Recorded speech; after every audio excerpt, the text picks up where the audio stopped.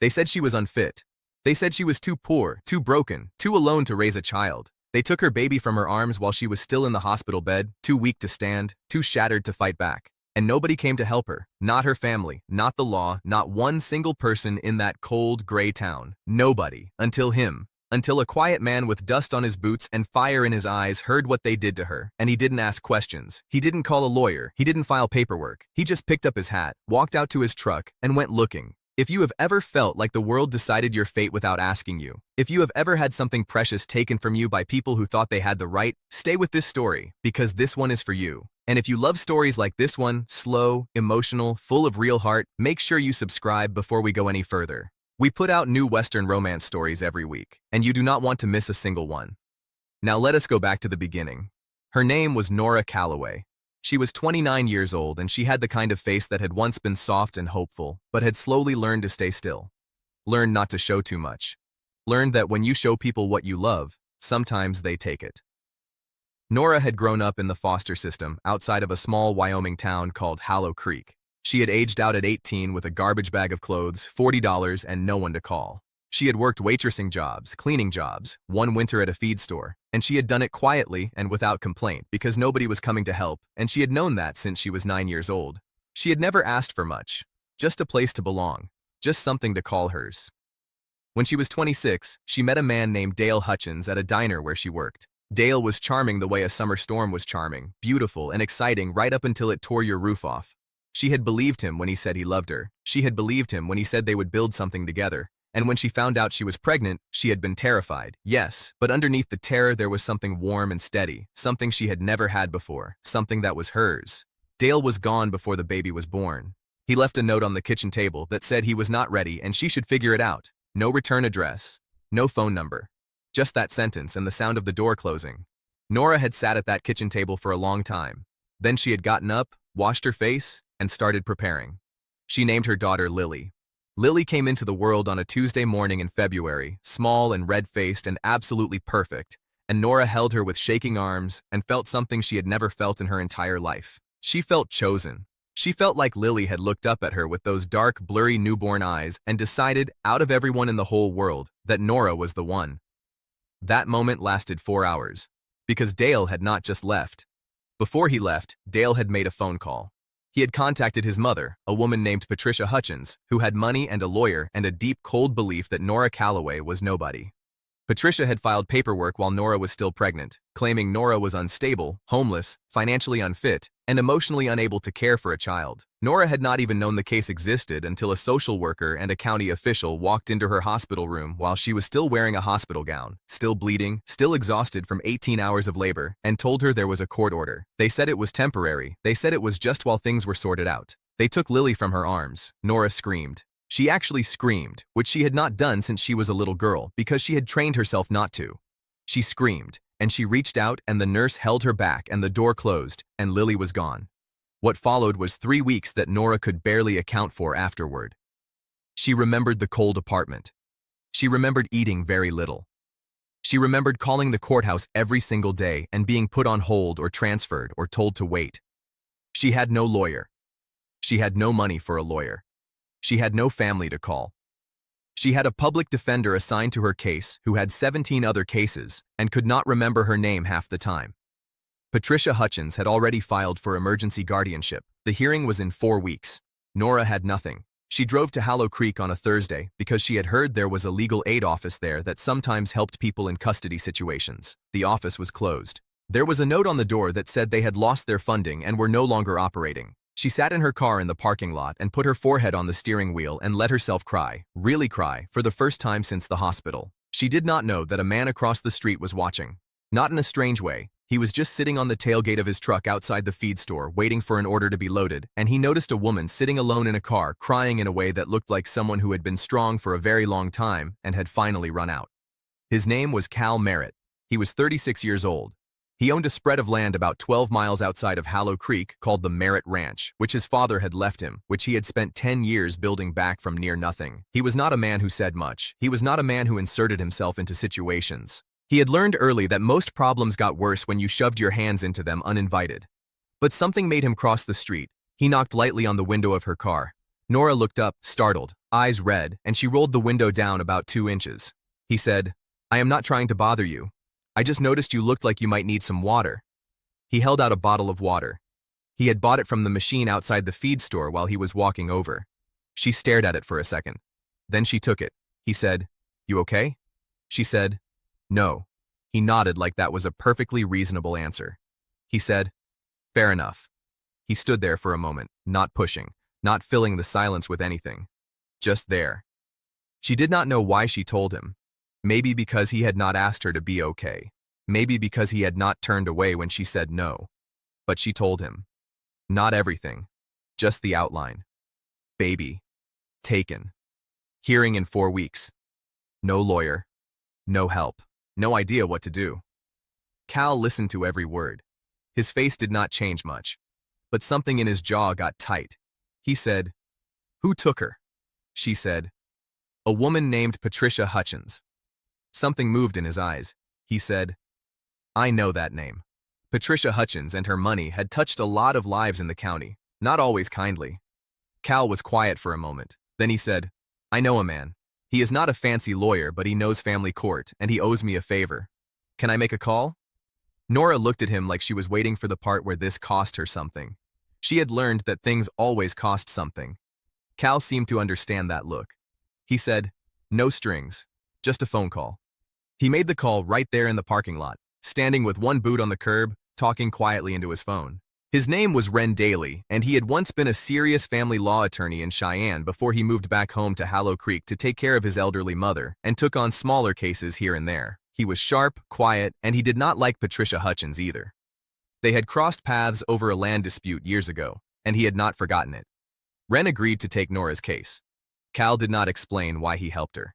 He did not make it into a moment. He just said he hoped things worked out, touched the brim of his hat, and went back to his truck.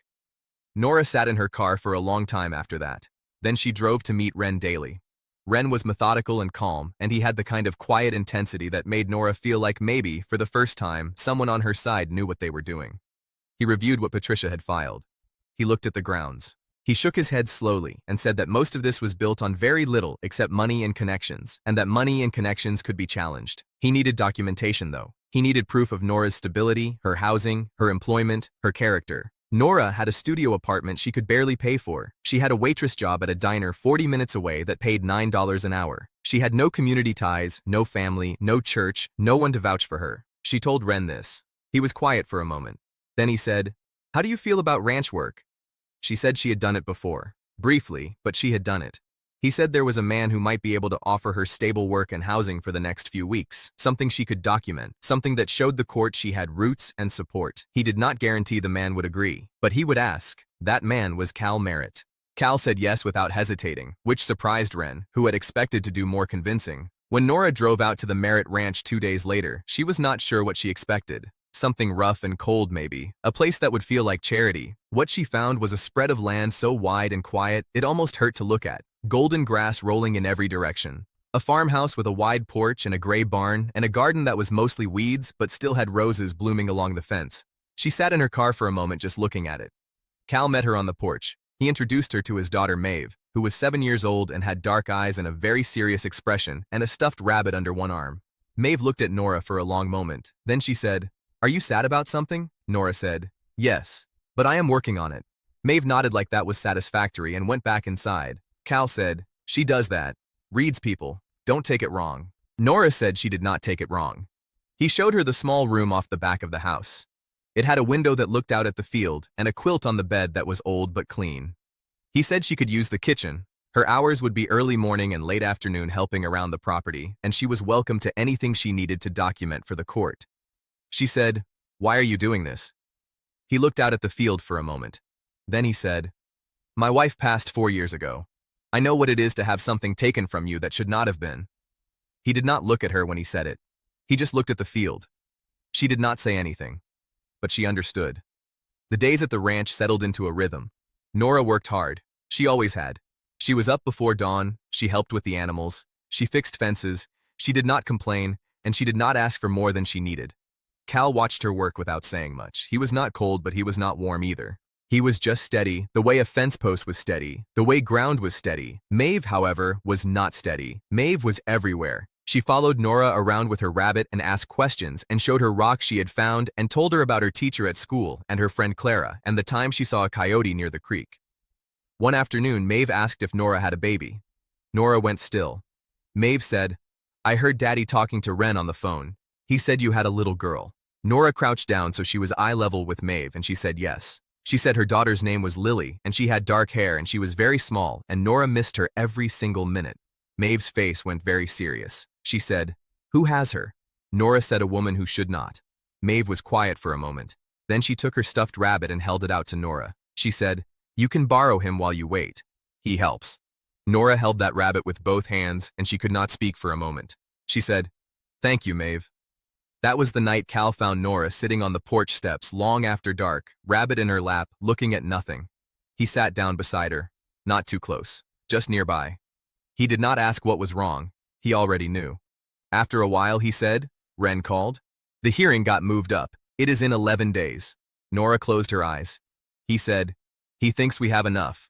Character witnesses, your employment record here, housing documentation, your consistent contact attempts with the court. He thinks it is enough to challenge the emergency guardianship." She said, "Patricia has money." He said, "I know." She said, "She has people, connections. Everyone here knows her, and nobody knows me." Cal was quiet for a moment. Then he said, "I know her too, and I know that the people who look powerful from far away sometimes fall apart when someone looks close." She looked at him. He said, "I am going to testify, if you want. I can tell the court who I have seen you be these past weeks, what I have watched." She said, "You would do that?" He looked at her and said, "Yes." It was a simple word, but the way he said it, like there was no question, like it was not even a difficult decision, it did something to something inside Nora that had been frozen for a very long time. 3 days before the hearing, things got worse. Patricia Hutchins filed a new document. Her lawyer had found Nora's record from one of her foster placements, an incident when she was 15 where she had been labeled a flight risk after running away from an abusive home. Patricia's lawyer spun it into a history of instability. They also submitted a photograph of the ranch, trying to argue that Nora's current living situation, unmarried, living on a man's property, was morally questionable. Ren called Cal. Cal drove out to Ren's office. Nora sat in the passenger seat and stared out the window the whole way. Ren said the new filing was aggressive but not necessarily fatal. He said the court would look at the full picture, but he admitted it complicated things. On the drive back, Nora said quietly, "She is not going to stop. Even if we win this round, she has money and I have nothing and she will just keep filing things and eventually I will run out of fight." Cal did not answer right away. Then he said, "What if you weren't alone?" She looked at him. He said, "Legally. On paper. Married.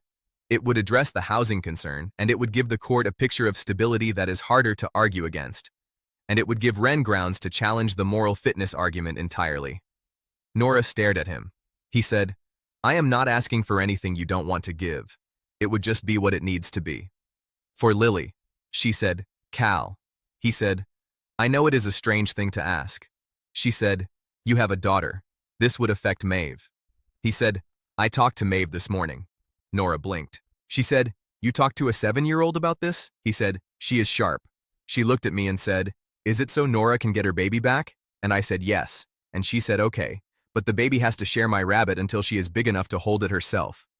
Nora made a sound that was almost a laugh and almost a sob. They were married at the courthouse 2 days before the hearing. Ren witnessed it. Maeve wore her best dress and held her rabbit very formally. Nora wore a blue shirt she had borrowed from Maeve's old dress-up box because it was the nicest thing she had, and when she stood next to Cal in front of the county clerk, her hands were shaking. Cal reached over and held her hand still, not romantically, just practically, just to stop the shaking. But she felt it all the way up her arm. The hearing was a Tuesday. Nora sat beside Ren at the table and kept her hands flat on her legs and did not let herself look at Patricia across the room. Patricia was polished and composed and had 2 lawyers beside her. Ren was one person, but he was very, very prepared. He presented 3 weeks of documented employment, housing, a marriage certificate, 2 character witnesses from Hollow Creek who knew Cal and vouched for the household, and then Cal himself, who took the stand and spoke in that quiet, even voice of his, and said that he had watched Nora work without complaint, without asking for anything, and that she was the kind of person who borrowed his daughter's stuffed rabbit because his daughter offered it to comfort her, and that any court that called that woman unfit to raise a child was not looking at the right things. Patricia's lawyer tried to argue the marriage was too recent to be credible. Ren presented the documentation of Cal's character, his long-standing ties to the community, his ranch, his history as a single father. The judge was a woman in her 60s. She read everything. She asked questions. She looked at Nora for a long time. Then she ruled. Emergency guardianship to Patricia Hutchins was dismissed. Primary custody returned to Nora Calloway Merritt, effective immediately, pending a 30-day review. Nora did not cry in the courtroom. She walked outside, stood in the parking lot, and breathed. Cal stood beside her. He said nothing. He just stood there in that steady way of his. She said, "We have to go get her." He said, "Yes, we do." The drive to where Lily had been placed felt very long. Patricia's lawyer had not even been able to delay it. The judge had been clear. When the woman at the care facility brought Lily out, Nora's legs almost gave out. Lily was 3 weeks and 2 days old. She was wrapped in a yellow blanket. She had dark hair and dark eyes, and she made a small sound when Nora took her. Nora held her so carefully, like she was holding the entire world in her 2 arms. She whispered her name, just her name, Lily. In the back seat of Cal's truck on the way home, Maeve leaned over and looked at Lily very seriously. Then she placed her rabbit carefully next to the baby carrier. She said, "She can keep him now. She needs him more." Cal caught Nora's eyes in the rearview mirror. Neither of them said anything. They did not need to. The 30-day review came and went. Ren handled it. It was not dramatic. The judge reviewed the household and found it stable, warm, and clearly a safe environment for a child. And somewhere in those 30 days, something happened that nobody planned. The arrangement that was supposed to be practical started to feel like something else. It started with small things. Cal making coffee the way she liked it before she was even up. Nora fixing the loose hinge on the barn door without being asked because she had noticed it for 2 weeks. The way they moved around each other in the kitchen without bumping into each other, like they had been doing it for years. The way Maeve started calling Lily her sister with complete naturalness, like it was simply a fact.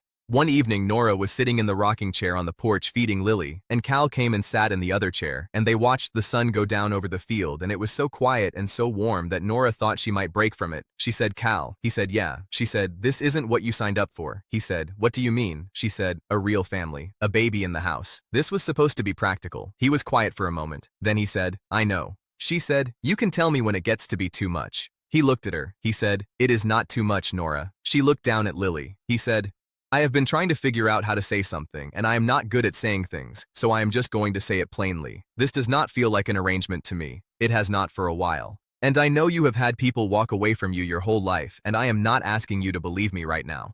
I am just asking you to let me show you." The field was gold and quiet. Lily made a small sound in her arms. Nora said, "Okay." That was all she said.